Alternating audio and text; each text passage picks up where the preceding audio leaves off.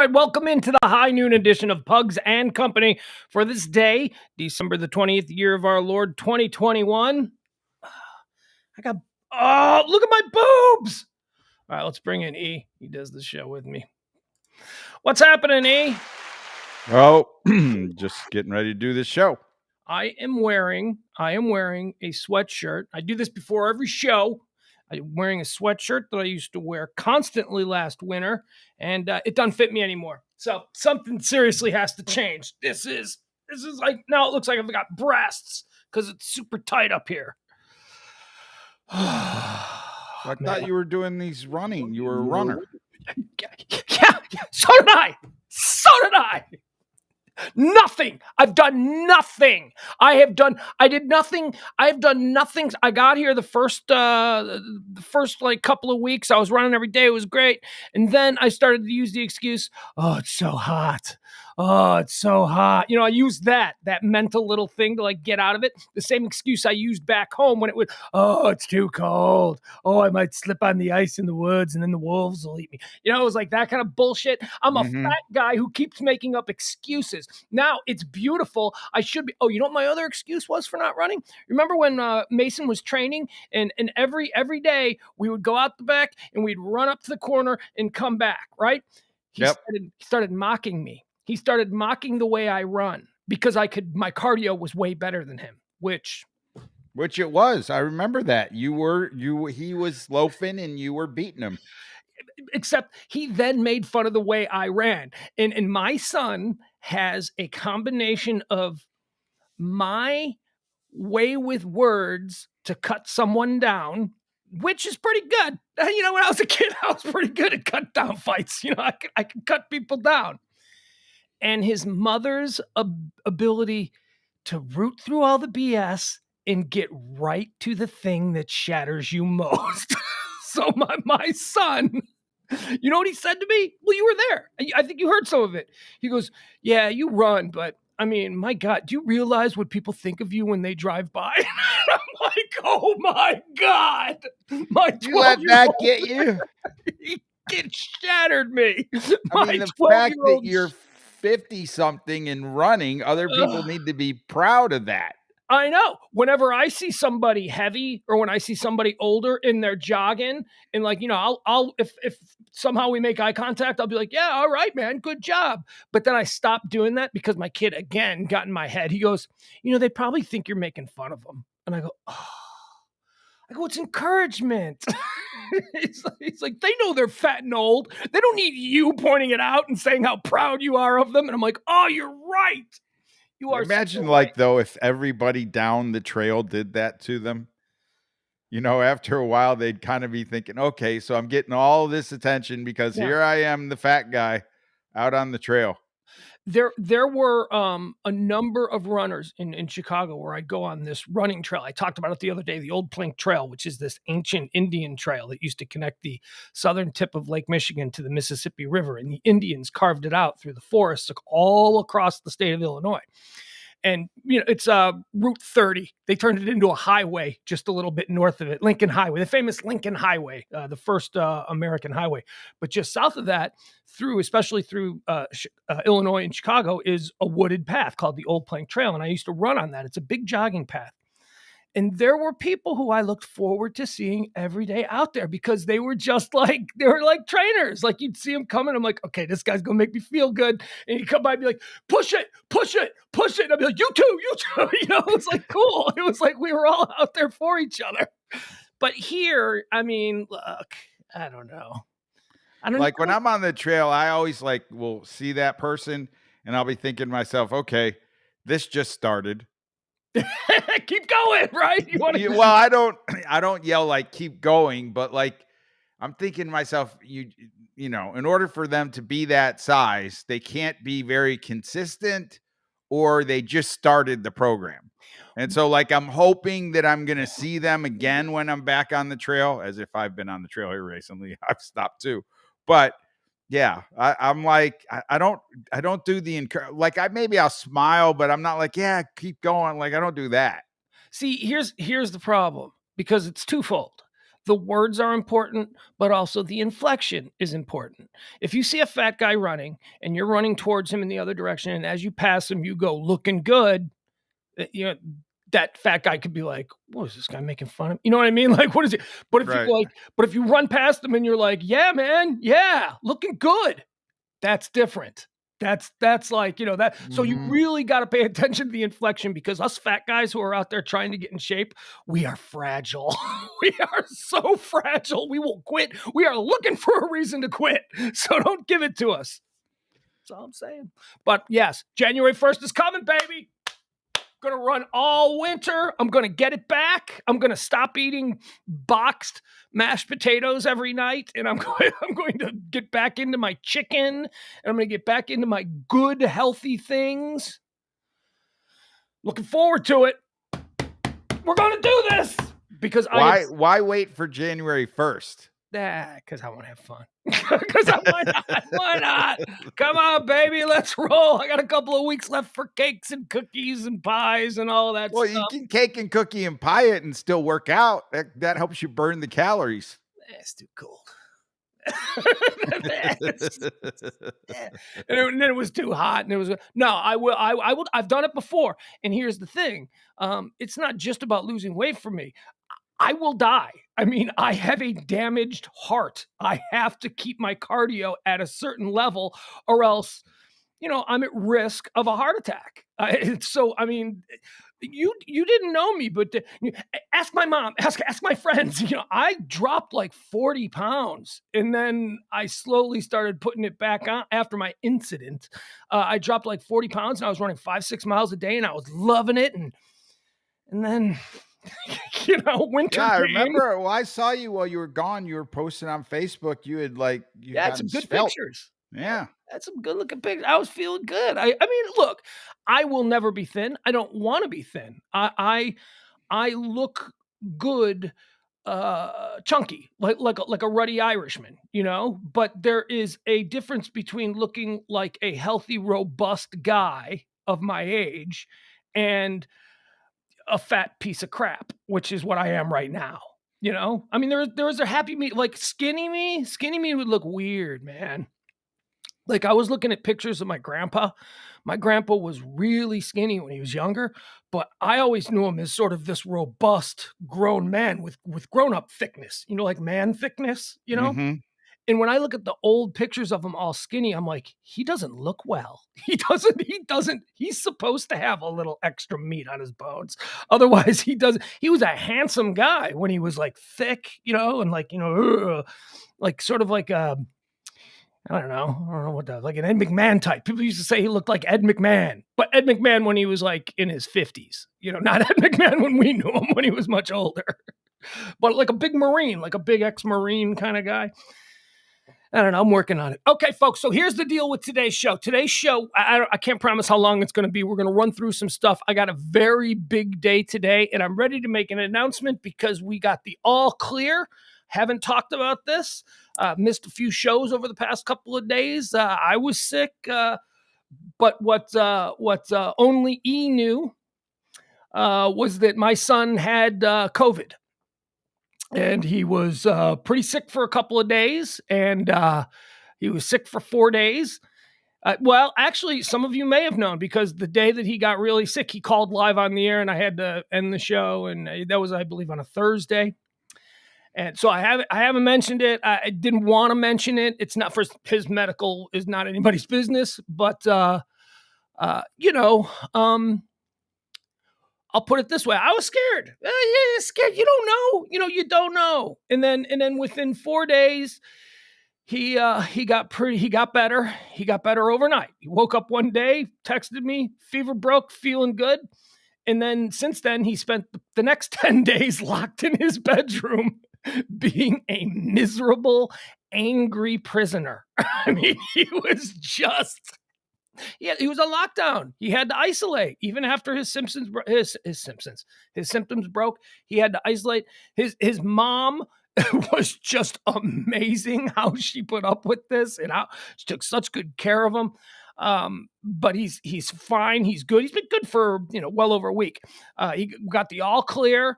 Had the tests. Tests are now negative, and today is the end of his lockdown. So he's coming here for the week for a few days because we missed out obviously on the weekends when he was isolating. But yeah, so that's it. So that's a secret that I've been keeping inside of me that my kid was sick with the COVID, and probably got it from school. Probably got it from it was going around his school. But here's the thing: how do people know? Like if it was like Delta or Omicron or like we don't know. We don't know what variant it was. It's just. Well, they have tests now that determine that. Yeah, I don't know that they're in every testing facility, but they do have different ways of determining it. But they don't. It's not like they offer it to you. It's not like information that the parents are given. It's just he tested. Well, positive. I think right about the time he got it, Omicron was still probably a week or two in. Yeah. And I mean, now that seems like it's spreading everywhere, it doesn't really matter. No, well, I mean, COVID is COVID. Yes, exactly. It doesn't matter at all for the people who care about the sick. Like the person who's sick, I don't give a shit what kind of it is. I just want them to get better.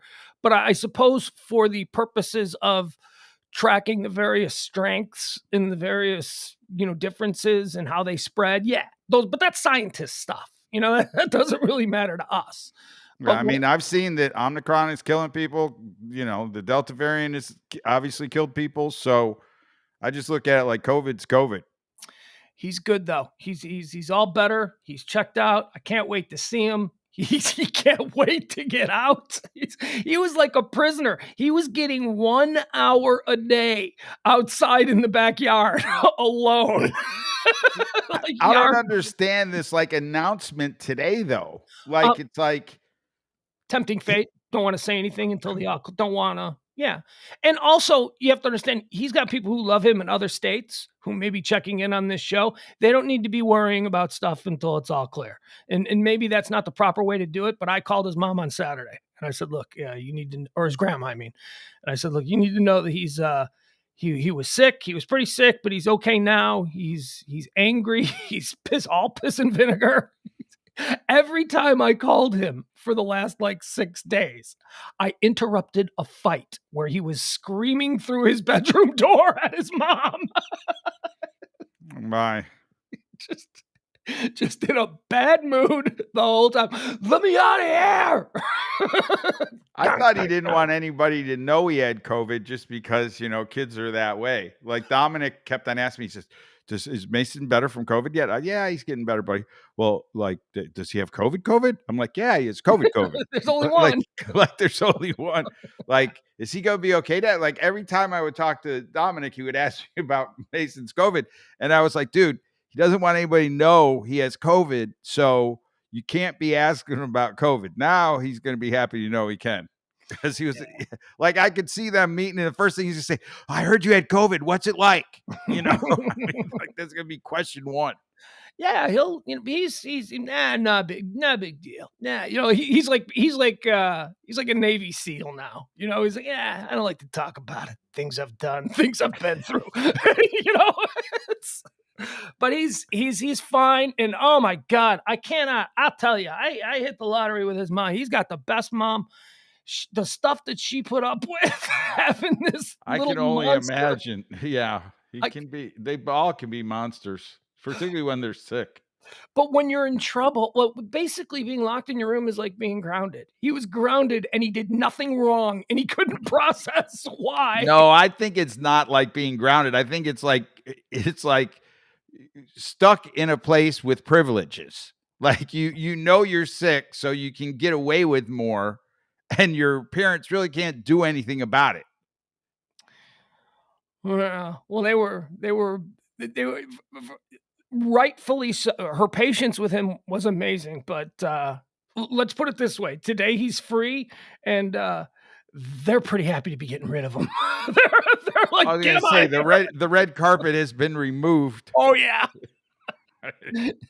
Now he's just that kid that's been a jerk for the last 10 days. He was sick for 4, and the world revolved around him when he was sick, of course.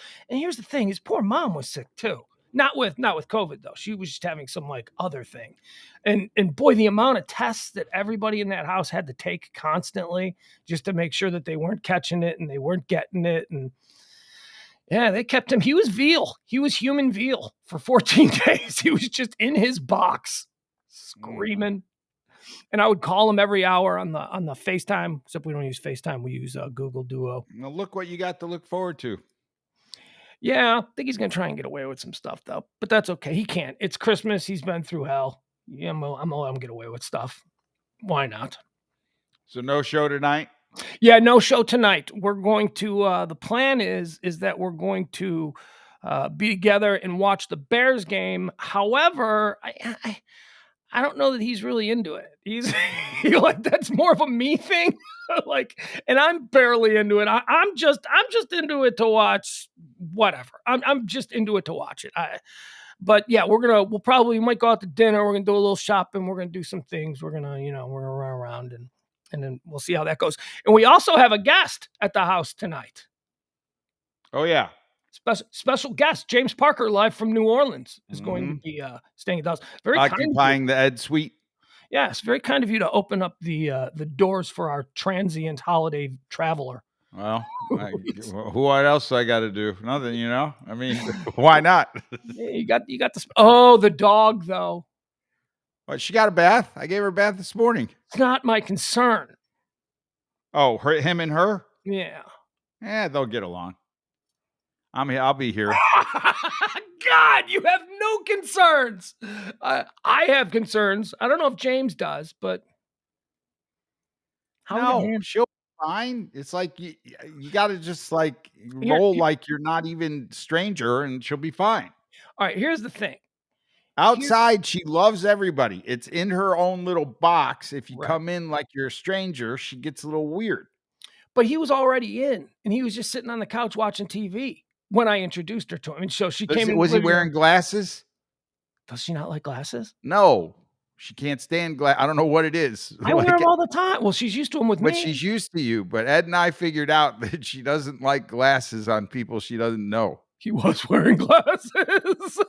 What is she, stupid? She sees a reflection. I think she sees a reflection in his glasses. Like, I think that's what happens. Once Ed and I figured that out, she was fine. Oh my God. After she got to know him, and then he put his glasses on. But if you come in and you have glasses on, there's something weird about it with her. I don't know.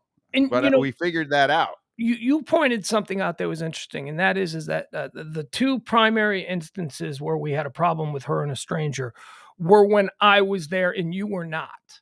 And I think that is dead on because she's not my dog. So I am way more freakish about her attacking somebody when you're not there. You know what I mean? So I think she senses, they say dogs sense fear, dogs sense, uptightness and all that. So I'm going to let you handle when James arrives. I'll be over here with the kid. You tell me how it goes. I don't even want to see it. I don't want to be around for it.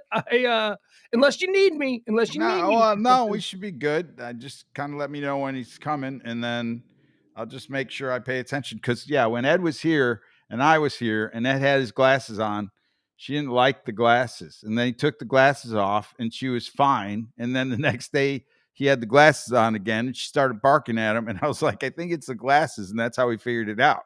Yeah. All right. Anyway. Well, got a big house. I think Jeff Glenn's got a great question there. So you were also sick as a dog too, Pugs. Are you sure you didn't have a touch of the Rona? Well, yeah, because I had gotten the booster. I got sick after I got the booster for, they say anywhere between 48 and 72 hours. And for 36 hours, I was sick as a dog. And then boop, I was fine. So yeah, I did have a touch of the Rona, whatever it was they shot inside of me, whatever the antibodies are or whatever. Yeah. You are the sickest person I know from the booster. I was, but that's because I was also fighting off allergies. So like my doctor friend Greg said, he goes, dude, you were fighting World War II in your body. Your immune system was already going full bore against your allergies. And then you introduce something new. And I go, that kind of makes sense. Because after the first vax shot, I got a little bit sick, like I felt like crap, but I still went to work. I didn't, have a fever that was, any kind of debilitating nature. This I had a over 102, 102.5 was my high on the fever this time. I mean, I was sick. And then, boop, just like that, I was fine. I woke up from a nap, soaked. My sheets were soaked. My fever broke, and I, felt great ever since See, then. my attitude is if I'm going to get that sick from the booster, Right? I might as well get the Rona and have the Right? antibodies. What the hell do I need the damn booster for? Because they're showing now that the antibodies don't stop you. That's why people who have had it, they're now saying you still got to get the shot. You still got to get the vaccine, because that's another one of those things. See, here's what we people need to understand about this. Things that were said 2 years ago when this whole thing started have changed, because they didn't know what they were dealing with. And now they know what they were dealing with. So we must be open to accepting that, medical science is not an exact science, especially when we're talking about a virulent like this that is new in the human body. This is not something they've seen. So here we are 2 years later, and they're saying, yeah, no, people have now been seen to have it 2-3 times. I was just reading a story this morning about some dude that's got it for the 3rd time, and he refuses to get vaxxed. So, whatever. You can maybe each time it's less because you do have some form of, familiarity with it. Your body does. But yeah, I don't know. I'm glad the only symptoms I had from the first 2 were just a sore arm on the first one, and virtually I can't even think of anything You didn't on the sleep, second one. but you didn't it didn't like make you sleep for like 12 hours. Cause that's Yeah. the thing that I really enjoyed, was it knocked me out. Nope. All right. Well, good. The booster's coming. Booster's coming. It's got your name on it. Let's see how that one does. In January. I'm not doing the booster till January. I wish you nothing but the best on the booster. But as I said, I am done. I am done. No more for me. So you think there's probably going to be just forever boosters. Well, I can evolve on this. But as of right now, a week removed from getting the booster and being as sick as I was, I am done. I am not looking forward to the 4th one. Nope. Donezo. Forget it. I'm fully vaxxed by every World Health Organization CDC standard. I am fully vaxxed at the moment. And like I said, these things change, but I do not want a 4th. Not interested. Dude, I still think you might have had Corona itself. Well, I mean, most severe, like you had the most severe symptoms of anybody I know that had a booster. Well, right. Okay. But I told you what a doctor said. Yeah, I get what doctors say, but just people because do get sick after the booster. This whole allergy thing has been kind of miffing me too. Like you have to be allergic to something. And you just say you have allergies because it's cold. No, you don't. No, you don't. What do you mean? Barometric pressure is what keys my allergies. Whenever there are changes in the pressure of the outside world, my head reacts to it. That's not allergies. That's sinuses. Oh, well, sinuses are a form of allergy. It's an allergic reaction to a change in the atmosphere. Yes, that's exactly what it is. An allergy isn't just hay fever. I mean, allergies are all kinds of things. Yes, that's true. I've been dealing with it my whole life. I know what it is. And doctors So on an allergy panel, when you have an allergy panel, how do they put barometric pressure on an allergy panel? I don't know. I've never seen an allergy panel. I don't know. Well, you go in to get your to be tested to see if you have allergies. There's like 140 some different forms. This was decades ago. I mean, I haven't. No, that's not decades ago. That's like recently. Well, I haven't had that done recently. I haven't. Not you, but I'm saying when people go in and they say, "Okay, I'm allergic to something," they figure out they figure out what you're allergic to with this allergy panel. But once you know what you're allergic to, you know what you're allergic to. You don't have to do that every time. Right, so you're allergic to barometric pressure. I've never heard of that. Changes in season. Ask anybody. Are you kidding me? Do you know how many people were with me these last couple of weeks with the changes in the weather going from cold to hot, cold to hot? I mean, that's very common. I don't see those as allergies. I see those as sinuses. Okay. Well, then we're arguing semantics, but whatever. It doesn't lessen what I'm going through. It doesn't change. Like in the spring, I get hay fever because if you pay attention to the You're one of these people that only believes what happens to you personally. No, it's not what I believe happens to me personally. They do it on the damn news. The weatherman will say, look, there's so many pollen in the air. There's so much ragweed in the air. There's so much because this in those are the the air. most common. Those are for people that have those types of allergies. That's why you're feeling it at that time of the year. And those are the most Cottonwood common. or whatever the hell it is. This is a genetic thing with me. And it probably stems back from the fact that I was premature and allergic to everything at birth. When I was born, I had no immune system, and I had to sit in an incubator for like 2 months and develop my immune system. And I was allergic to everything. They thought my whole life I was going to be allergic to everything. I wasn't. Like, I don't get hay fever. I don't, I'm not allergic to dogs or anything like that. But when there are changes and drops in the atmospheric pressure around me, typically coinciding with the change in seasons, I get my sinuses going nuts. And it is sinuses. It's sinusitis. It's terrible. But it's caused by the atmosphere, not that there is ragweed or anything like that. Your head, there's water inside your head. It's like a pressure zone. If you would have said sinuses, I would have gotten it. When you say allergies, I don't understand it.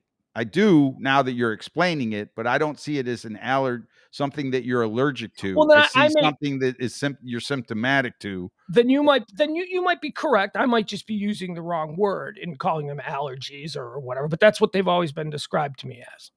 And it is definitely a sinus thing. It occurs in here. And you can feel in my head, I can feel it sloshing around when it's warm, when it's getting warm, and I can feel it cementing up when it starts to get cold.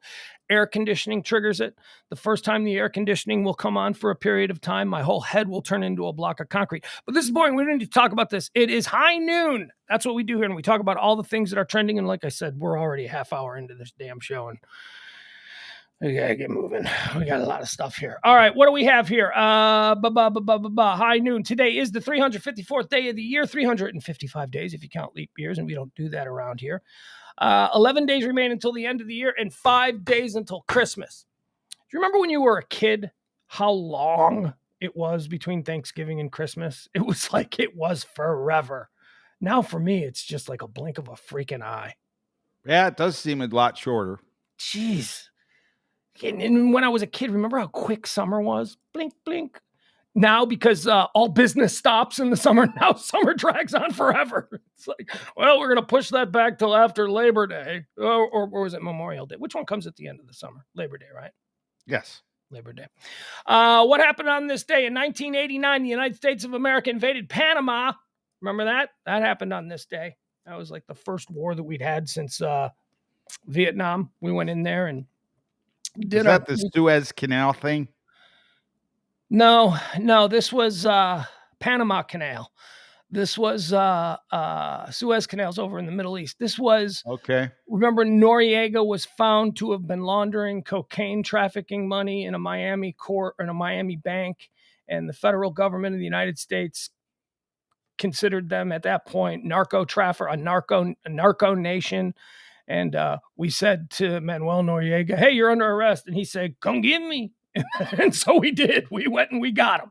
We invaded his country and we surrounded him. I remember that was the first time I remember the bit where they put up the speakers and they just blast heavy metal, death metal music or polkas or whatever for 24 hours a day just to try and get him nuts. That's how we got him out. We drove him nuts with polka music. All right. That was we invaded on this day in 1989. On this day in 2019, the United States Space Force became the first new branch of the United States Armed Forces since 1947. And that is completely untrue because we already had the Strategic Space Command, which is essentially Space Force. It's just that the president at the time decided he wanted a little bit of good publicity, so he rebranded Strategic Space Command, called it Space Force, got to unveil some new uniforms, and here we are. Space Force is now a thing. Okay. How do you think Space Force members get treated when they're in a bar with Marines and stuff like that? Well, yeah, there's that. What do you at risk of being lasered to death by a green man? I'm just back from Bosnia. Tell me your story. Where'd you go? Well, I've been in a classroom and we look at a lot of graphs and pictures from space. I mean, I would think like if you're in Space Force, you're probably a spy. No, but there are actual people who are in space, like grunts. I don't know what they do. Right, but I would think like a lot of spying is probably like the Oh, you mean like operative job. satellites and stuff like that? Yeah, well, that That or already you're exists. going to other countries and We you're already have trying. that.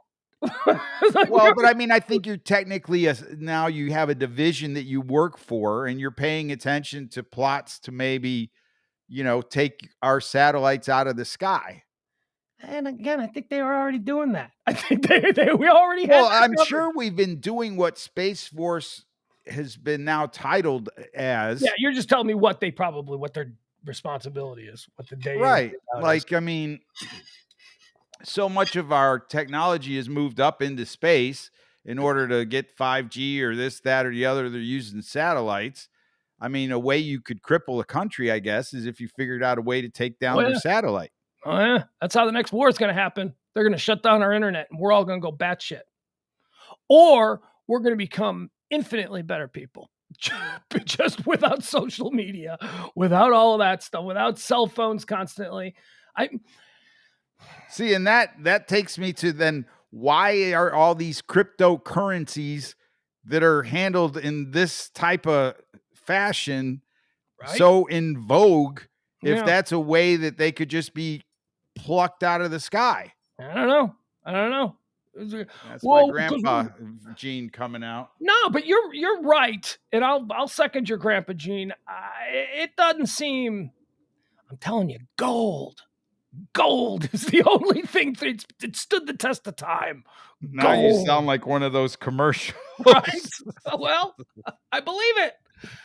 I mean, I remember a couple of years ago when gold commercials were everywhere because the price was being artificially inflated and all. I mean, that was a scam, but if you got money, get a couple gold bars or gold coins. I don't know, whatever. But that you could probably trade when the whole world starts burning down and you need a side of beef. I don't know how good, cryptocurrency is going to work when your phones don't work, when your apps don't work, when you can't, you know, I don't know. I don't know. I may still keep some cash on hand too. I don't have money. I don't have money now in the best of times, so I'm not really concerned about it. I'm figuring when it's time to go, it's time to go. All right, so we got some birthdays too on this day in 1946. Dick Wolf was born. Dick Wolf. You know who Dick Wolf is? I don't. Dick Wolf, man, this guy has more money. The Wolf of Burbank is who this guy is. Dick Wolf has made every Law and Order, every spinoff, every SV, every Chicago PD, this guy has created every network television show that people watch for the last 20 years. This guy's got to be worth $1 billion. Dick Wolf. And it all started with Law and Order back in like 1988. Is Law and Order still on? I know there's like a bunch of spinoffs of it.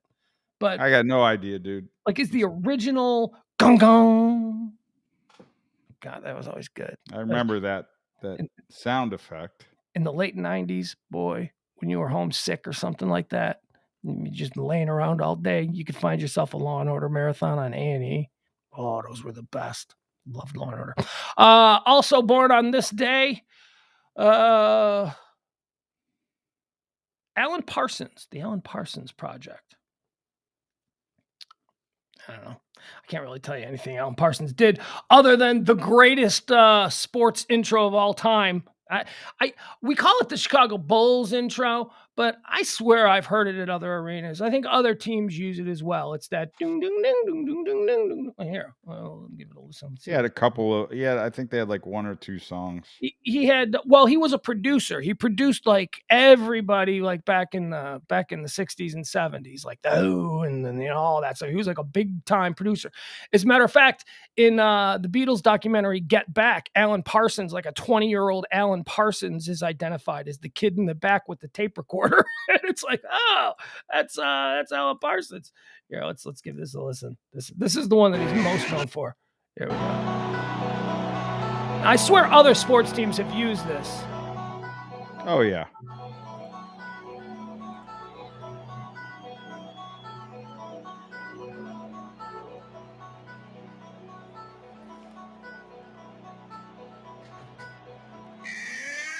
Now, the starting lineup for your world champion Chicago Bulls. And forward from Central Arkansas, 6'7", Scottie Pippen. No tipping Scottie Pippen. There he is. All right. Oh, man. One of the best times in my life were in that stadium when that thing would kick in and the lights would go down. But I swear I've heard it elsewhere since. Everybody's taking it from us. Everybody's stealing our good ideas. Let's see here. I usually don't do this, but we got some big ones here. Dead on this day. On this day in 1976, Richard J. Daley, the mob boss politician of Chicago who ran that city with an iron fist for decades upon decades, died. And I will never forget where I was. My family worked for him. My grandma, we were at Evergreen Plaza Christmas shopping, and we walked by, and this is before cell phones and all that stuff, and we saw a TV, and she stood there and she started to cry. And she grabbed me and she's like, we gotta go. Boy, that was I was 7. Well, what year was it? It was 1976, 6 or 7 years old. And boy, oh boy, I remember I was staying at my grandma's house on that night. My grandma, grandpa, all the neighbors coming by, and what are you hearing? Because there was no internet. It was just, it was a very politically connected neighborhood. And my family in particular, my grandma and my grandpa, were politically connected to the Dailies because their nephew, Jack Daly, lived right across the street, and he was the committeeman of the neighborhood. And my grandpa was a precinct captain, or at least back in the 50s or 60s, he was, and all that kind of stuff. So I remember I had no idea what was going on other than the guy who was basically the president of Chicago had died. My whole life growing up, there was a picture of him in the house. It was like all of this. That would have made it a rough Christmas. Checking out right before. Yeah, I don't remember truly affecting Christmas because, again, I was 7 years old and an only child and an only grandchild. So I pretty much, had a good Christmas every Christmas. But yeah, I'll never forget. We were at Evergreen Plaza, and I'm like, that's kind of a big deal. Grandma, why are you crying? It was big. Also on this day in 1996, Carl Sagan died. Carl Sagan, 1996. And in 2009, Brittany Murphy died today in 2009. And if you guys haven't seen the HBO Max documentary series, Brittany Murphy, What Happened, enjoy that over this Christmas break. That is fascinating. I know I did a whole show on it where we broke down, all the controversies and, the theories and conspiracy theories and all that stuff about her passing away. And woo, is that a messed up situation? Brittany Murphy, she was awesome. She was such a little doll, such a little angel, and she was killed. They killed her. They poisoned her. Just watch the HBO Max series. You'll see what I'm talking about. Let's see here. Today is the day of National Sangria Day. Well, what is sangria? I don't even know what that is. I know it's a Mexican drink. Is it wine? It's like a wine, and you put other stuff in it. Like fruit, right? Like I've seen it's like a punch, right? Isn't it like a punch almost? All right. I'm not a big wine guy, so. It's also Mud Day. I don't know what that means. Let's see. What is Mud Day? Mud Day on December 20th, annually recognized as the birthday of Dr. Samuel Mudd, a man whose name was Mudd after his dealing with one man. Oh, yeah, Dr. Mudd. You know who Dr. Mudd was? Nope. Dr. Samuel Mudd was the guy who treated John Wilkes Booth after he broke his leg, killing Abraham Lincoln. Oh, screw that guy. After he broke his leg.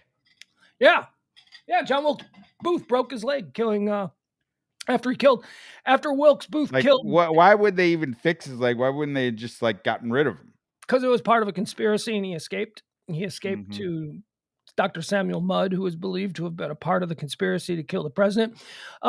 He shot Lincoln in the balcony in the back of the head, and then everybody freaked out. And then John Wilkes Booth jumped from the balcony down to the stage below and broke his leg in the fall, and then like limped off to Dr. Mudd, and Dr. Mudd took care of him.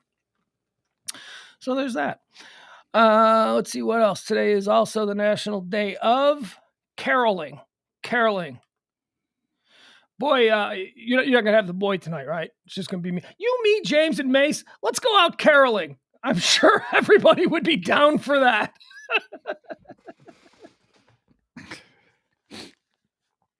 Have you ever gone caroling? No. Man, I went once. I went once in high school because a girl I was dating, her family did. She's like, you need to come. It'll be fun. It was the worst. Nobody wants you singing on their doorstep. That's something in the movies that people How are do like, they get you to go away? As I recall, you had to do a whole song. Or people would just be, I do remember one person doing it the way, and I thought, yeah, that's how I would do it. They opened the door. We started to sing. They smiled. The dude was like an old man, not an old man.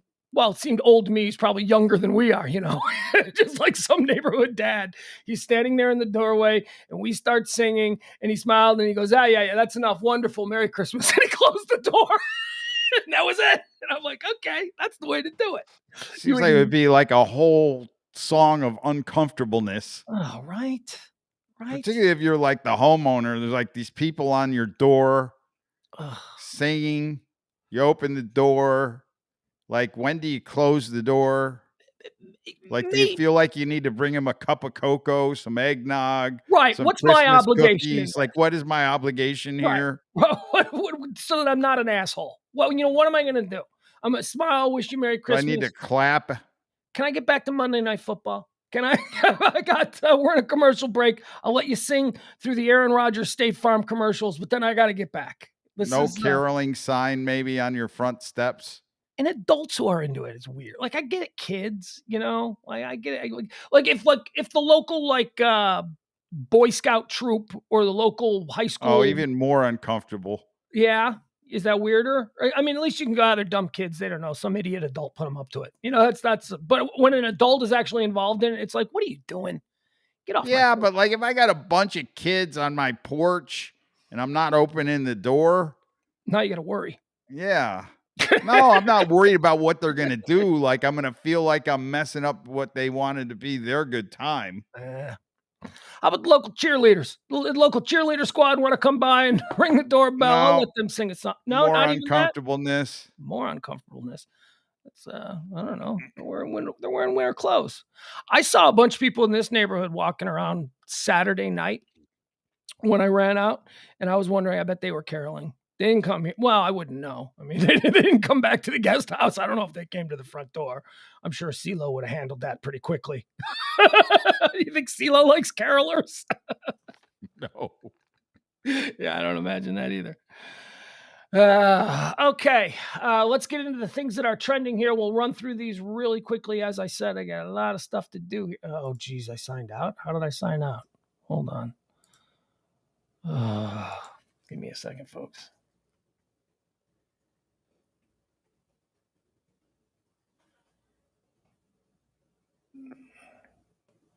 Nope, that ain't right. Hold on.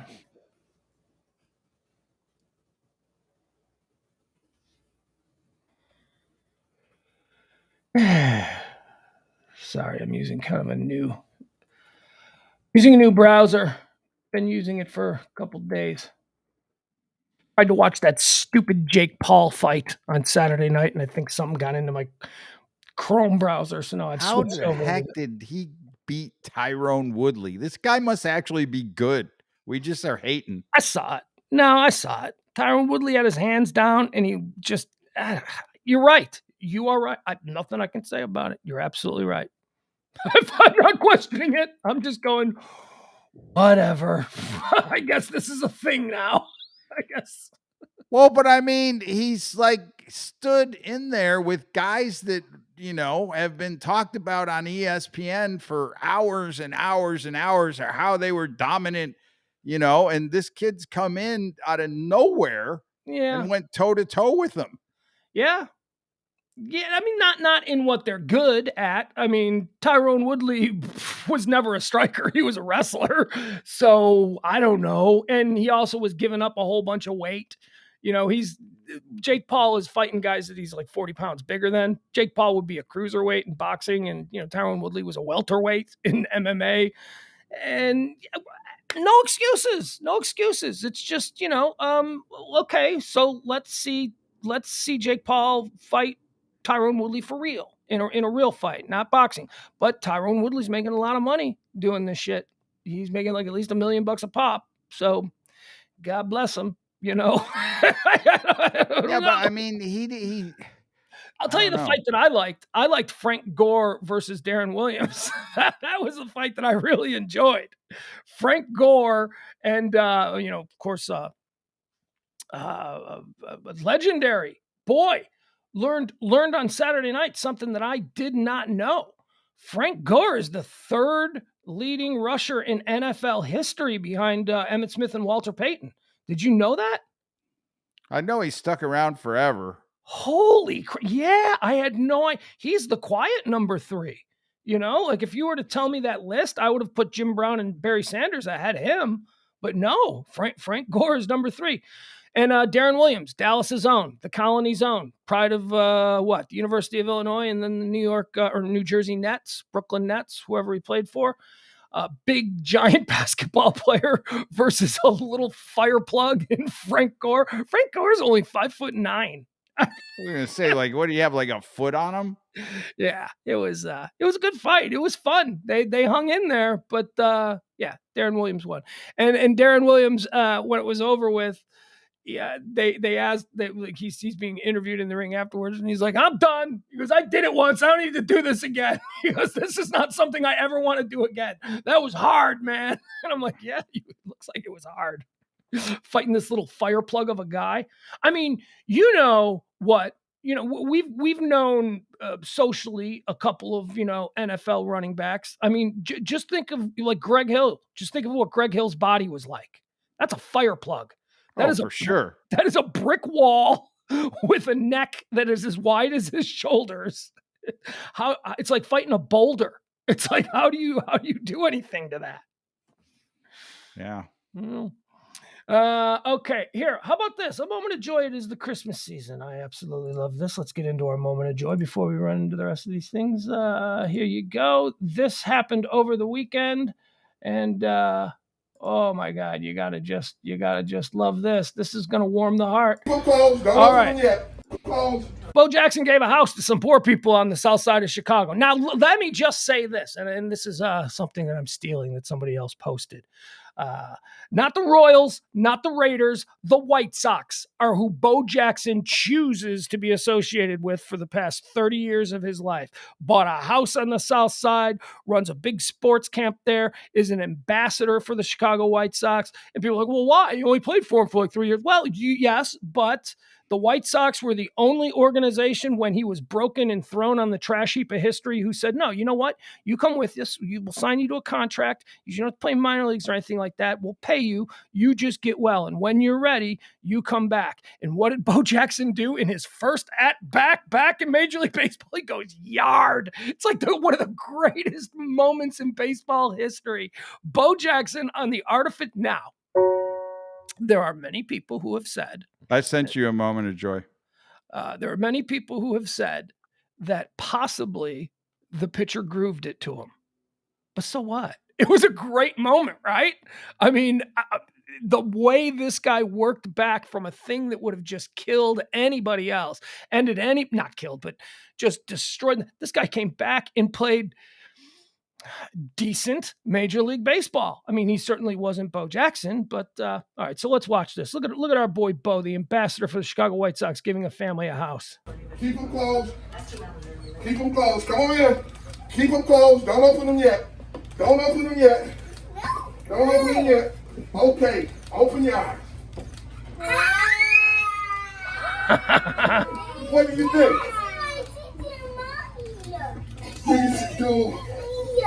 Do you like this? Yeah. Do you really? Do you like this?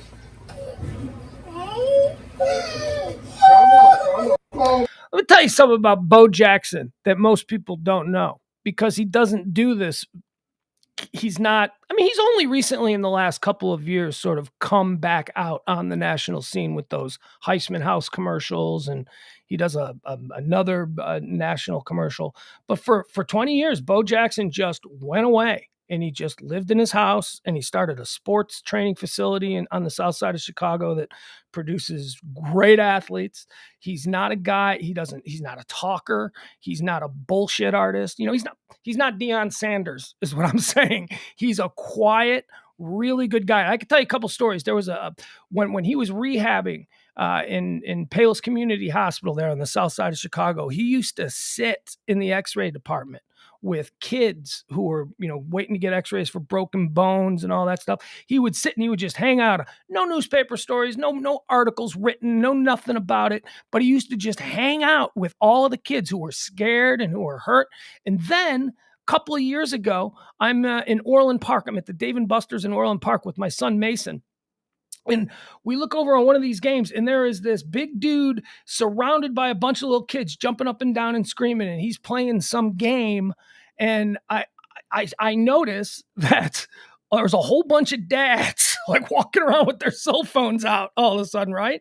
And I take a look, and I'm like, oh my God, that's Bo Jackson. And I tell my kid, Mason, who was like 9 years old at the time, I go, that's Bo Jackson. And he's like, I don't know who that is. Like, he didn't care. And then Bo reached into us, gave all of these kids, he was handing out game cards, and kids were following him around. He just had a stack. This wasn't a promotion.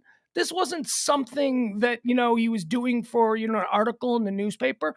He just showed up there, bought like $1,000 worth of game cards. It was with his own kids. I mean, it wasn't weird like that, but he bought a whole bunch of cards and was just handing cards out to kids. And I tried to explain to my son, I'm like, kiddo, that is the greatest athlete that your father has ever seen in any sport. And I don't believe that there will ever be anyone as great as he was. And he's like, no, I don't believe it. So then on the ride home from Dave & Buster's, my kid just watched Bo Jackson highlights on YouTube, and he was blown away. He's like, how did he run up on the wall? Remember the Kansas City Royals outfield catch that he made? Oh, right. Yeah. Where he ran up on the wall. And then in the next play, it shows him just like breaking, like a 98-yard run with a football. And then it shows him hit a 500-foot home run. It was just, he's like, you mean, so he played both baseball and football? I go, yeah. And he was great at both. Is he in the Hall of Fame? Well, no, he's not in the Hall of Fame either, but they should put a statue of him somewhere. I mean, he deserves it. He didn't play long enough really to be able to make it into the Hall. Yeah, unfortunately, he did not have the career length that you needed in order to get there. We were talking about Derrick Henry, and we were saying, like, who's a Derrick Henry type, and I mentioned, well, Bo Jackson was another one of these guys who could just seem to run over people. I mean, he was just a mountain of a guy back there with the football. Do you know that in addition to that, to this day, we're like 40 years out, Bo Jackson still has the fastest 40 time in NFL Combine history, unless it was broken this year. 4.1. He ran a 4.1 40, and he was huge. I mean, huge for a running back. Not tall necessarily, but just a mountain of a man. All right, what did you send me here? What's this would be my version or of your version moment of joy. Hold on. Okay, let me pull this up. I'm going to have to go to it. Alrighty. Like when I saw it, I was like, this would be your moment of joy if you would have seen it. I think you would have brought this to the show. But when I saw it, is it defense class? Yeah. Okay. All right. Because I had to search it by hand, make sure. So you haven't got it up yet? No. All right. Here we go. With unlimited DVR. No, you don't have it up yet. See what I learned in defense. Is that it? Yeah, but you got to put it on the screen. Yeah, no, I know. I just wanted to make sure I had the right one because there are a couple of choices. Okay. All right, here we go. Here is Ease, a moment of joy. Let's see here. You gotta go back. Class today. Hey, babe, you want to see what I learned in defense? Can you see it? Yeah. See. Okay. Go ahead. Hey, babe, you want to see what I learned in defense class today? No. Why not? You a pussy? What the hell are you recording for? Don't worry about it. Come on. Oh my fucking god. You ready? Whatever.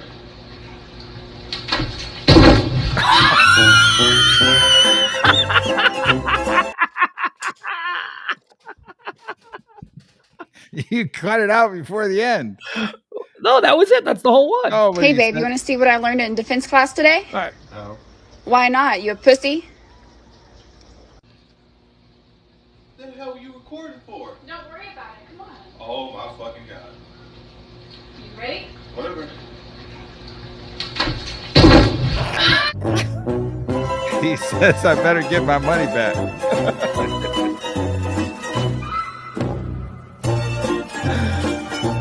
Oh, I guess I didn't get the right one then. Let's see that one more time. Recording for? Don't worry about it. Come on. Oh my fucking god. You ready? Whatever.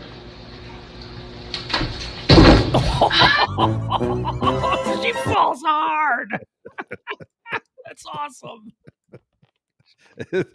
I told you to be your moment of joy. That was good. That was good. All right. Trending today. It's another video we're going to watch here. This one's called Good Samaritan. Did you hear about this? This is a woman at a Kroger in Ohio got her purse stolen. Here we go. Yeah. A woman in Ohio at a Kroger store. Is it sharing? It is. Okay, so let's do this. Let's make it big. All right. All right, look at this. All right. Here, we're going to have to break this down. All right. All right. So there we are. We're the Kroger. A woman inside the store gets her purse stolen, and a dude chases the purse snatcher out of the store. Here they come. All right, there's the purse snatcher. Now look at this dude. Right now, this guy, he's not even trying to run because he knows he ain't going to outrun this dude. This dude looks fit. This dude looks like an athlete. So let's see what happens. Oh, yeah, just give it up. He drops him. All right, got him on the ground. Clear shot to the face. Doesn't take it. Wants to open his arms a little. Boom, there he goes. Now he gives him one. Stomps on him. Now watch this ragdoll. Watch this. This is beautiful. Ragdoll. Throws his ass down. All right, now, here's what I like. This dude, the hero here who got the purse snatcher, apparently, I'm guessing, I don't have any information on this. It just looks that way. You tell me if you see it too. It looks like he was in the store with his wife or baby mama and their baby. and at this point, the wife and the baby are now going to come out. What are you doing? Don't you? Watch this. Here they come. I see here she goes. I see her holding the baby. She's like, "What are you getting into? Stop it!" Oh man, I don't know if one more time. We'll watch it again. Watch the guy come running out. Whoop whoop whoop whoop whoop whoop. This guy's being hailed as a Christmas hero. This happened in Ohio. Just this ragdoll, the strength that this guy has, the way he just so easily ragdolls this dude. Here. Wow! Just no problem. Wailing on his ass. Love it. All right, there you go. So a round of applause for that guy. Yep. I'll tell you, man. I don't know. If I were that guy and I had that kind of confidence in my abilities, maybe you know what I mean. I mean, you think he knew he didn't have a gun? See, that's, my father is dead because he decided to fight a guy with a gun, So that's been ingrained in my head my entire life, that if somebody pulls a gun on you or if you're in a robbery, just give them whatever they want because there are no heroes. What is the chance? 5% that you end up the hero? I mean, we see the videos and they go viral and we celebrate these people and good for them. But we don't see the other 95% that take, one to the chest. It's... Mm-hmm. Well, I'm particularly doing it when it wasn't your purse. Yeah. But I think that's where you could get kind of like emotionally into it because you look at the person, you see, wow, and I'm just kind of making this up in my mind here, what he saw, but wow, it's this, older lady who's obviously not capable of fighting this guy off. And then you look at yourself in your Letterman jacket and you're like, I could whip this guy's ass, and you just, Well, you also get socially enraged, like just right. the nerve of this person to do that. And then you just lose your shit. And he probably wanted to beat somebody up anyway. You're at a grocery store during Christmas season. He probably doesn't like the self-checkout like you. He was already just looking to rage on something and he found an opportunity. And that guy looked like a junkie, like a skinny, out of shape, purse snatching junkie douche. And he deserves to get his ass beat. And obviously not like really paying attention to everybody that's in line. Cause you got to think, if you're a purse snatcher, like, okay, what is this person's ability? Who's coming after me to keep up with me? And who are the other people that I'm going past? And like how you misjudged that guy. That guy looked like he was about 5 times his size. Right. He looked like a big dude. It was a big athletic looking black dude in a skinny, older kind of looked junkie. Like, I don't know. Like, you got to think like, okay, if I'm going to get 10 steps, is there anybody in this line or in the near vicinity, that's going to make up these 10 steps? Right. And there he was. You got that guy. You got, what's that Marvel or the DC character? The, I can't think of his name. The football player. It doesn't matter. But it's Cyborg. You got Cyborg in line behind you. Right. Cyborg's in line behind you. And then it's like when you get out the door, you have then decided, oh, I might as well give it. Like, why didn't I would have dropped the purse if I was him. Like, as quickly as he slowed down.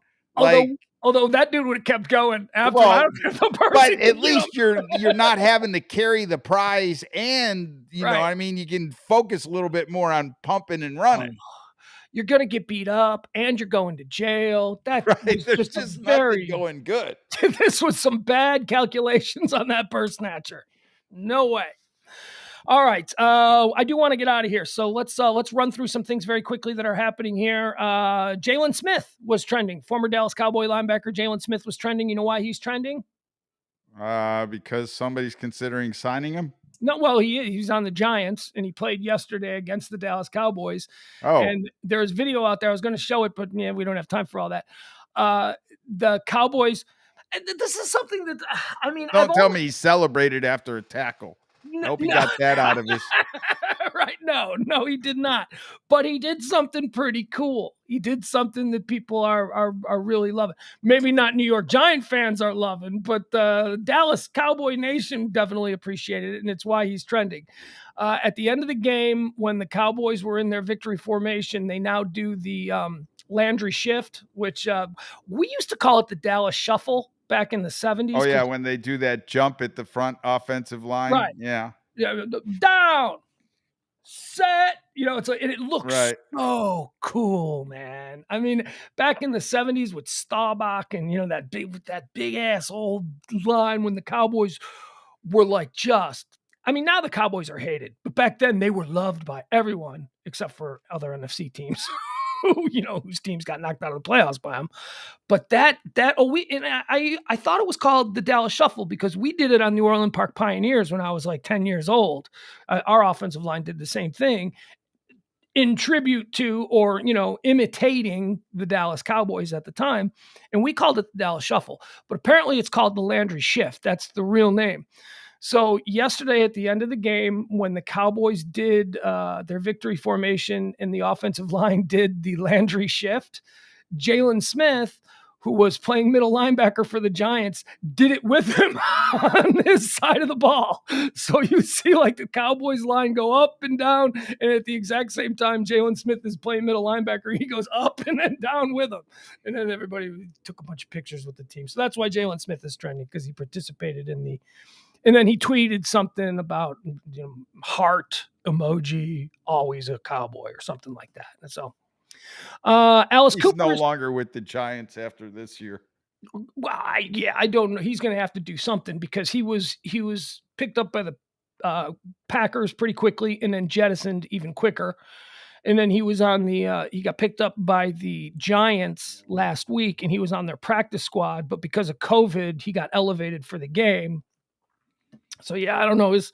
He don't want it no more. He does. He had 1 or 2 good years. He was a beast in college. He had a couple of good years. But then you're right. The whole celebrating when you're down 23 points or whatever, he was just, God. It's just too much. Also, Alice Cooper is trending today. Why is Alice Cooper trending? Well, because somebody caught a picture of him yesterday. Apparently, Alice Cooper every Sunday goes to a local homeless shelter and serves food and just stands in the food line and drums out the food. And You think he gets noticed? Like people are going, this is just a normal homeless guy. well, yeah, right. He looks like just an old guy that is a reformed junkie, right? Like a guy who was in there and now he's trying to give back. But the picture that was taken yesterday went viral, and the accompanying story said that he's been doing it every Sunday for 3 years. So he just goes there every Sunday for 3 years, and he hangs out with the homeless people, and he serves them, and he donates money to this particular Just form a church. Yeah, whatever. Yeah, whatever you're doing, making it good. Also, Peng Shuai is trending. Peng Shuai is the Chinese tennis player who, in an Instagram post about 6 months ago, accused a high-ranking Chinese official of raping her, and then she disappeared from off the face of the earth, and nobody could find her. And then there were some pictures floating around that the Chinese government put out that were supposed to show that she's fine. And those turned out to be a double. They weren't her. They were just someone that the Right. Chinese And then didn't she appear on some video chat with like the Olympic committee or something, said that she was okay, all was well? a couple weeks ago. Yeah, Right. the World Tennis Committee or World Tennis Organization demanded to have a Zoom session with her where they could speak with her, and she showed up, and they came away. The World Tennis Organization, at least some of them, came away saying, "Yeah, okay, she seems like she's fine. She's, it was her. She's fine." But why is she trending today? She's trending today because now she's shouting from the rooftops that she lied about the sexual assault. She wasn't raped. She's saying, "Never happened. I made it up." Oh, I don't believe this. Of course not. Of course not. They've had her in a Uyghur camp for 6 months. They're in her head. She just Like, wants to get why back to can't normal. she just get out of that country? Like, we should demand that, like, okay, she needs to be somewhere else for a few weeks, and then let's listen to what she's got to say. Yeah, I don't know. It's a rough situation over there, man. I don't know. Davos is trending. Davos. Do you know what Davos is? Davos is the annual meeting, I want to say, in Switzerland of the world's billionaires, where they all get together for a weekend at a fancy place and they decide how they're going to rule the world for the coming year. Davos has been canceled for the first time in the history of the Davos Summit. It is. I don't know that I'd attend that if I was a billionaire. It's like world leaders show up for that, and it's well, why not? Why wouldn't you? Just seems like you'd be like a target these days. Yeah, but it's the way, if you believe what people, they're ruling the world. Get a hold of me on Zoom. This is where it's supposed to happen. Well, it's canceled anyway. They're not doing it this year. Canceled for the first time. The annual World Economic Forum in Davos, Switzerland, has been postponed due to continued uncertainty over the Omicron outbreak. Also trending today, unvaccinated Americans is trending. There is an AP story here. First of all, the White House, whitehouse.gov, put out a statement today.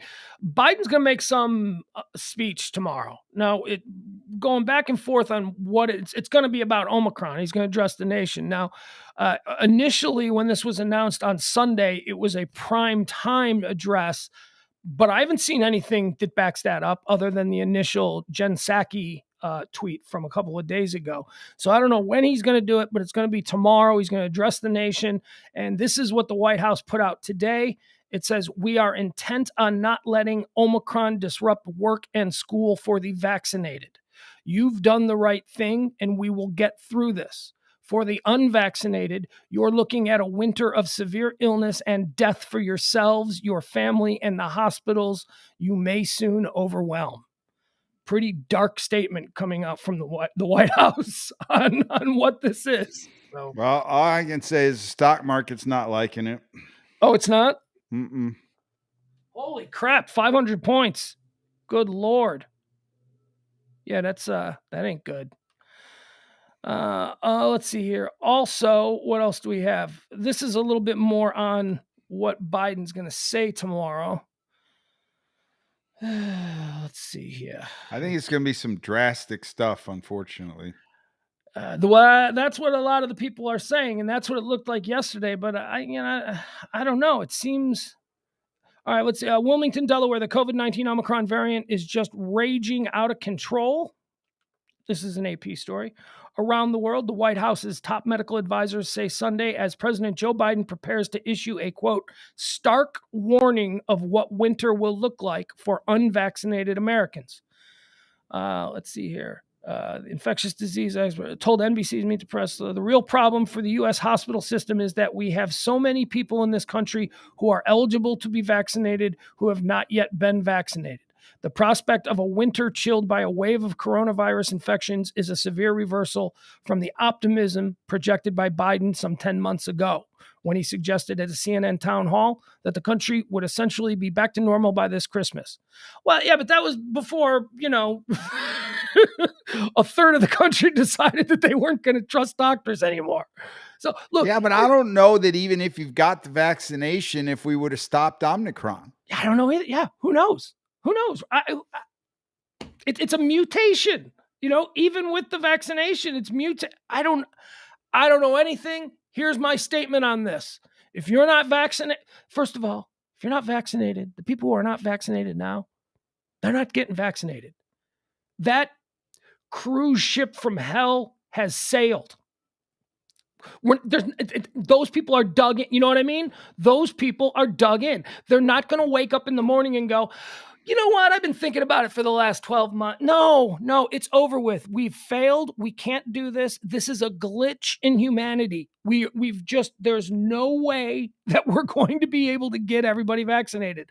So I'm vaccinated. I'm going to keep going about my business. I still wear masks. I see, other people doing the same thing. If they start to say that you can't go to any restaurant, like basically Boston and Philadelphia now today have both come out and said, yeah, city's closed if you're not vaccinated. New York has been sort of the leader in this, where you can't go to a restaurant unless you have a vaccination card. You can't go into any sort of store unless you have a vaccine. So now we've got Boston and Philadelphia doing the same thing. Chicago, they're saying that Chicago is going to do it this week. I think that is, unfortunately, the last thing in the bag of tricks. Like, can't fly, can't use public transportation. Fly. You're just gonna have to treat people that are unvaccinated like they're of a different class, like they're diseased, like they are spreading a disease. And until they get vaccinated, they're just gonna have to deal with that. I don't know that that's gonna change things, but I feel like there is nothing else left in the bag of tricks other than to start with that. Because if it is, I'm just paying attention to the sports, and I see all these hockey games that are canceled, all these basketball games that are canceled, the football games that have been moved now to Tuesday night from the weekend, all these players that are basically testing positive. I don't know what strand they have, but they're testing positive. It feels like whatever we've done is starting to unravel with this particular strand or whatever's going on with COVID at this point. And to go back to where we were without trying something drastic just seems like it's not going to happen. And so I think people that are unvaccinated are going to be stuck without a lot of the opportunities to do things that the vaccinated are. Now, does that make sense? Because all these guys in the NBA that are playing are supposed to be, or majority of them are supposed to be vaccinated, and they're still catching COVID. So the vaccinated people are going, well, tell me how that's working out for you. How about Kyrie Irving, who comes back on Thursday, plays a limited schedule because he can't play in New York because he's not vaccinated and he has to be vaccinated to play home games. So he comes back to the team and he's only going to play on the road. And then the next day, test positive for COVID. Oops. Well, womp womp, you dummy. Well, I mean, if your fear is that you're unvaccinated, oh, I don't want to get vaccinated because God, I don't know what's going to happen to me a year from now. 70% of the population that's vaccinated is going to be gone if that bad. So you're going to live here with 30% of the population and go, oh, I was one of the smart ones. I mean, it's going to burn down either way. Right. Like, imagine what life is going to be like if 70% of the population is like dying or dropping dead or get some third head growing off their shoulder. Like, whatever is going to happen to that majority of the population is going to stop the rest of the world. Think about this. So let's say the anti-vax people are right, and we're all going to die in the next couple of years, and they're going to be, so the world is going to be left with the anti-science people. Like, what is that going to be? How are you going to repair shit? How are you going to cure diseases? I don't understand what the end game here is. If you're right and we all die, which, hey, look, if suddenly there's a mass extinction where it's like billions and fine. I don't want to live here with just that small of a population on this planet anyway, because it's going to be hell. Because there are going to be no cancer doctors. There's going to be no doctors. There's going to be, you're going to have crazy Fox News and OAN doctors. People who've been, kicked out of being doctors for touching people and shit like that. Those are the only ones that are going to be left. The really bad ones. I agree. I mean, like, I think everybody just needs to understand the reason it's mutating is because we haven't killed it. And until everybody gets vaxxed or everybody dies, like, one way or another, somebody's going to win this war. I don't want to go back to a time where we're hunting neighborhood dogs and barbecuing them. I'm sure all the dudes that are really good on a barbecue will survive. The beer drinkers and the smoke. I got my smoker. Sure, that'll be the world. Those will be our experts that we have left. Guys that can change their own oil, and guys that can really run a smoker. That can make a really good brisket. But we're not going to have any scientists. We're not going to have any. We're all going to die. All the people. Like, maybe there needs to be like a special on TV. Like, on every channel needs to be forced to cover it and say, okay, these are facts and these are myths. But that's the problem. People don't believe facts anymore. Well, but I know, but it's almost like they don't believe anything. There's nothing.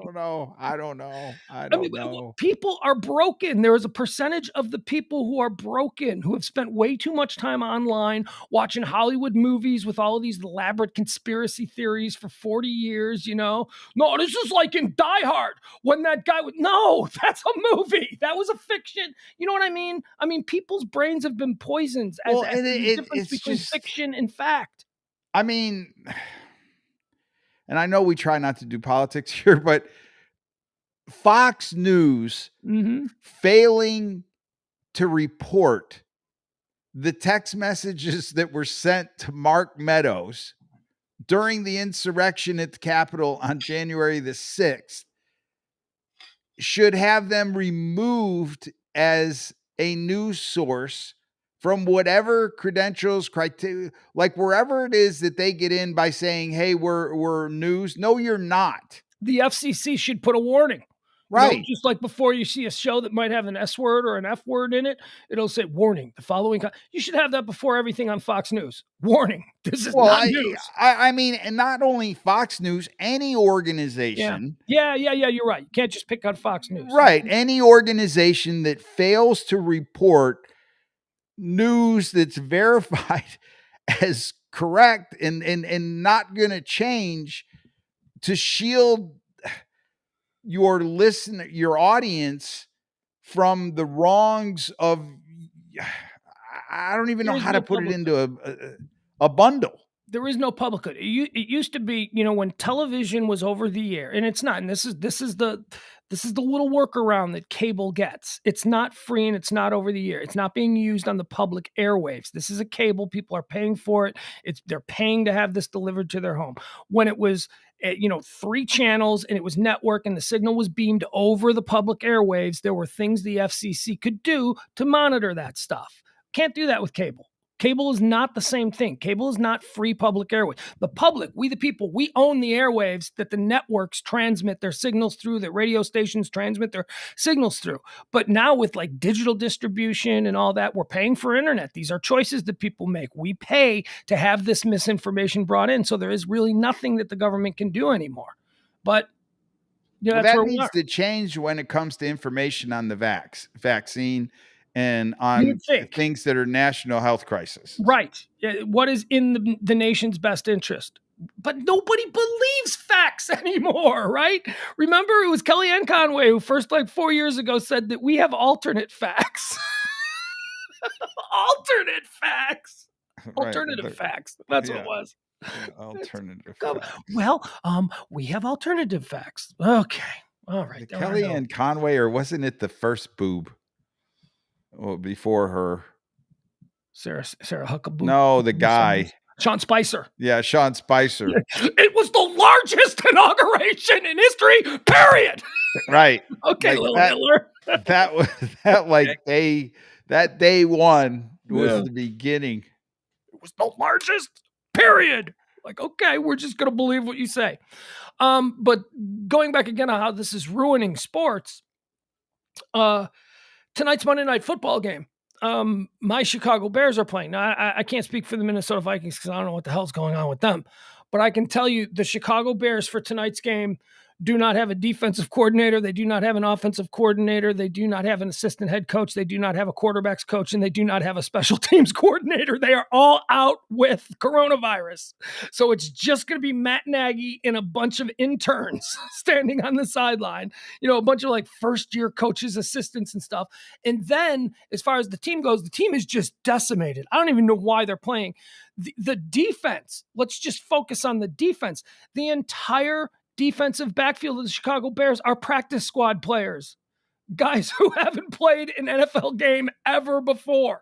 There's going to be names that I've never heard before and that I will never hear again out there on Monday Night Football in prime. Good for them. It's the break of a lifetime for them. Some of them have big plays, but I mean, the Bears are decimated. The Chicago sports teams are well, the Bulls just came through. They were sort of ground zero for the NBA. They were the first team to be completely decimated by this particular round. And now it seems like every team that they've played over the last 2 weeks is sick too. So I don't know.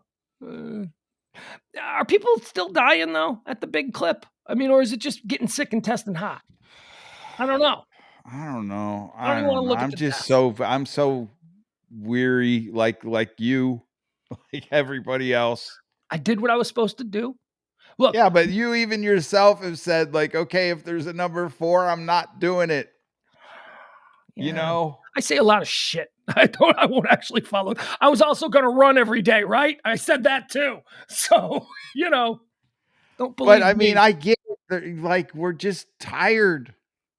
I'm tired. Okay, I'm vaxxed. I got another person in my family that's not vaxxed. I don't even have the argument about it. I'm just okay. No reason to. No reason to have the argument. Look, my son got it. That's my greatest fear. My greatest fear is that, I mean, all love to you, but my mom, my older mom, who has some breathing issues, and my son, they're the only two. They're the only two that I worry about and stay up at night concerned about. My mom had it early on. She came through it. She's fine. She's all super vaxxed and all that stuff now too. And my son just came through it and he's fine. So I don't care about anybody else anymore. I don't care. It feels like I've made it through my worst nightmares and we've done okay. It was a rough week for me, man. I was very worried about my son as anybody would be with this unknown thing. But we're good. We made it through. You do what I say to everybody else is you do you. And here's the other thing I'm going to stop doing. I'm going to stop just thinking that you are wholly defined by this one choice. I think this is a big, bad choice you're making, but I'm not going to let it anymore wholly define the type of person I think you are. I think that's unfair. So it's the only way. I don't know if I want to hang out with you. You know what I mean? I don't know. I don't know. Nobody knows. I don't know. Let's play it by ear. But I feel good. I'm all vaxxed up. And I did what they asked. I'm a good citizen in that regard. You're a sheeple. Okay? I'm a sheeple. Yeah. I don't know.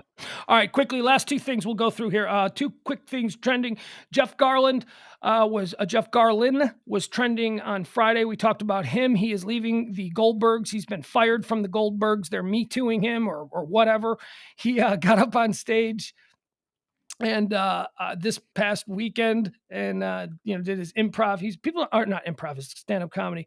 People don't realize that the father from the Goldberg, he also plays Jeff on Curb Your Enthusiasm. Just weeks before Jeff Garlin exited the Goldbergs following accusations of inappropriate behavior on set. Wait till you hear what this guy did, how he got kicked off this show. The actor apparently joked about the situation at a stand-up comedy show in Los Angeles. As first reported by Variety, Garland's set at the Hollywood Improv on November 24th mainly focused on how much he hated working on the ABC sitcom, according to the publication. The Curb Your Enthusiasm star, that's the show he loves being on, repeatedly told the audience how much he despised the Goldbergs and was only doing it for a paycheck.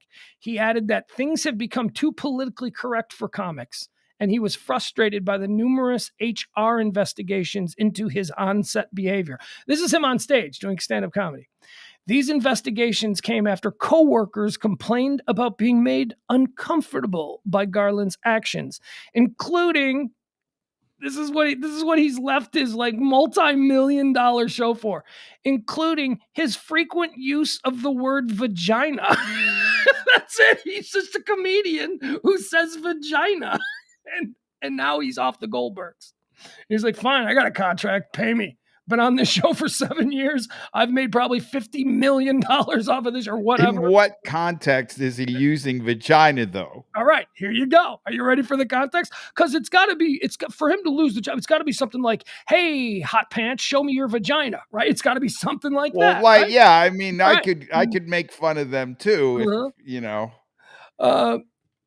The news of Garland's departure from the Goldbergs was made public last week, with sources telling Variety that the decision behind the exit was mutual. Garland has portrayed the titular family's patriarch, Murray Goldberg, since the hit ABC series launched in 2013. Garland addressed the misconduct allegations earlier this month in an interview with Vanity Fair. He admitted to being investigated by the HR department on more than one occasion, but denied that he had been fired or was trying to get himself fired. This isn't the first time Garland has talked about his ongoing issues with the Goldbergs during his stand-up. In his 2019 Netflix special, Jeff Garland, Our Man in Chicago, he was a longtime Chicago comedian before he popped with all these shows. The comedian speaks about how his character spends most of his... Okay, so this is him talking about his character on the Goldbergs. The comedian speaks about how his character spends most of his time sitting in a Barca-lounger in tighty-whities. He then tells the audience that every time he stands up from the chair, he makes a joke on set about how my vagina is killing me. That's what he says. And people were just so offended by that. He then reveals how this got him in trouble with HR. He says, so I get called in and they go, look, you can't do this. And I go, oh, yes, I can. And they go, you might get fired. And I go, I'd love to be fired and have it hit the papers. Cover of TMZ, Jeff Garland fired because his vagina hurts. So that's his feelings on it. And whatever. Well, he got what he wished for. Kind of. And finally, this is to be the last one because I wanted to get to this one too. Although I wanted to spend time on this, but we're not going to spend time on this. We can't do it. Louis C.K. has a new special coming up. People are, I thought we canceled him. And he's like, yeah, nah, people still like me. And I got this big cancel. Apparently his new special was advertised this weekend on Saturday Night Live in the commercial breaks, and people are losing their crap over it. So here, I thought maybe we would take a look at what Louis C.K. is doing now. His special is called I'm Sorry, which is Not great. sorry. I'm sorry. I'm sorry, not sorry. So here, let's take a look at this.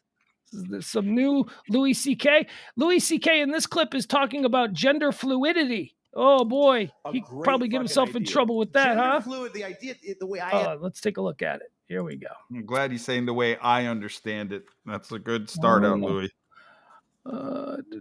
Here we go. All right, Louis C.K. on gender fluidity. All right.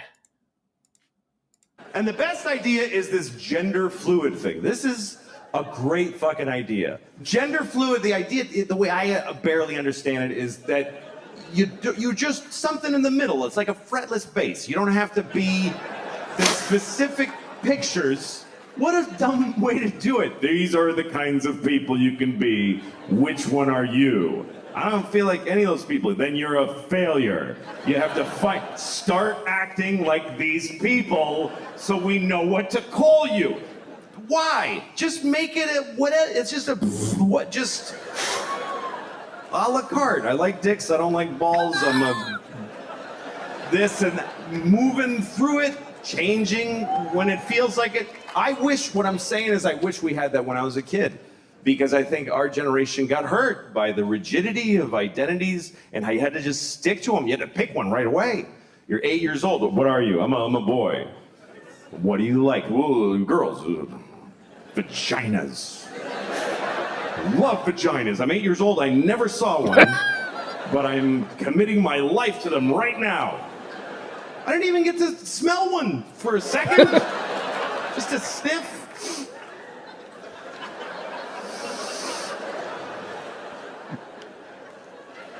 All right, what else you got?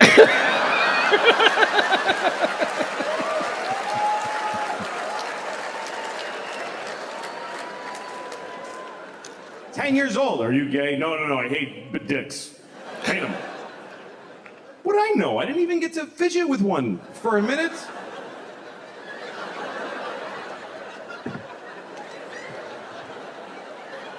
This banana's too hard. Sorry. I'm not saying I wish I could have blown all my friends to see what it's like. But on 4th of July, there were fireworks. I was with Matt. There was a feeling. I don't know what could have happened. I have no idea. Because we were so scared. We were afraid to seem gay when I was a kid. Because in the 70s, the stereotypes showed you what everybody's like. Men are like this. All right, so there's that one. Hold on, we got one more, and this is the controversial one that he's getting into a little bit of heat for. But so what? It's Like still this. pretty funny. And There then you the go. women, the stereotypes showed you what everybody's like. Men are like this. And then the women have to act like this. And then gay people are like, they're just tired. That was gay people in the 70s. I'm gay. Oh, help, I'm gay. I can't even do anything. That's what gay men were in the 70s. You ever meet a gay person? You don't fuck with gay people, not today. They're all athletes, first of all. And they got their shit together. They're motherfuckers, gay people. Your landlord's gay. They're billionaires. They own Apple. They're in the cabinet. They're in the Navy. They're cowboys and Indians and construction workers. Gay men are men. You ever go in a gay-owned business? He's like, can I help you? Like, the gay's in there, but he's fucking tough now. It's my store, motherfucker. What do you want? Gay men are men now. They're fathers, they're husbands, they're men. Today's heterosexual men are faggots. But they're fags! I'm saying that with love and as an old man on his way out the door, but they're fucking fags. They're intelligent and they're evolved, but they're fags. They're with the pajama shorts and it's just pale, almost blue. My wife got a promotion today. Oh, good for you, faggot. I'm so happy. I'm happy for him. Sounds like they have a good life together. But it takes some getting used to for me. When I see a progressive young couple, I always want to stop them and ask her, is that turning you on? Please tell me. Is that sexy? He gets with the Tin Man's hand pipe, just with strawberry smoke. She's like, well, he's very intelligent and he's conscientious, but does he make your pussy wet? Fuck no, he's a fag. I love him. And again, great, it's another kind of dude. The faggy straight dude. It's another kind of guy.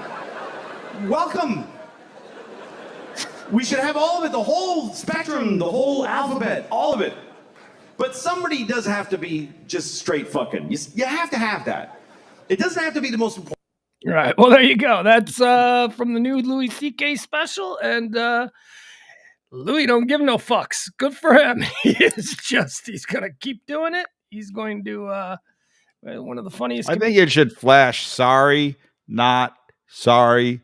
Yeah. Sorry, not sorry. Like, I think that's what the back should flash. Were you the artistic director? That would have been your advice. That would have been my advice. Like, I get you guys got the sorry out there, but then like I think it should go back to not and then back to sorry. Like, just keep on flipping back and forth. I don't know when we're gonna be able to see this. I don't know where it's gonna be, but I will be first in line. I love Louis C.K. All right, that's going to do it. We're going to get out of here a little bit longer than we thought. Oh, hey, do you have laundry? I went over there. I got a thing. I got to wash the sheets. What do you mean, do I have laundry? You had laundry in the thing like 2 hours ago. I don't know if you still do. Yeah, no. I put the dog beds in there. Every time I give her a bath, I wash the dog beds. Okay. All right. Well, it should be done now. You mind if I do a load? I got to wash my sheets before racing. I'll go down there and I'll take it out and put it in the jar. All right. Thank you. All right, folks. Again, no show tonight. I get my son, who's been laid up in prison, COVID prison for a couple of weeks. And so we're gonna do dad and kid stuff tonight. We'll be back tomorrow. We'll be back tomorrow for High Noon. Love you all. You're all the best. I didn't do this all day. You can help support the show with a tip. You guys know about it. It's Christmas. You got a little something extra, which you probably don't. Look, all of a sudden I'm like a Jewish. If you can, fine. If not, don't worry about. Get out of here. Get out of here with that. I don't care. You're fine. I love you anyway. You're beautiful. But that's how we promote the show, or how we keep the show going. And we're not doing so well. It's Christmas. This is a rough month. And that's what I say. If you can, you got a little extra, that'd be great if you can help out the show. But if you can't, don't be what? Oh, you're sorry. Don't say sorry. It's fine. You're fine. You're fine. We'll figure it out. We'll figure it out. You, shut up. You're beautiful. Nobody, don't you worry. But if you can, be appreciated. But if not, stop. You're fine. Don't worry. But if you can. All right. They are meant for you. I feel like today we had so much today, and I'm sorry that we had to cut this short. Only 15 minutes short. Only 19 minutes short. Whatever you want to call it. Yeah, Adam. I think the world's. Yeah, I disagree with you, Adam. All right. Love you guys. Bye.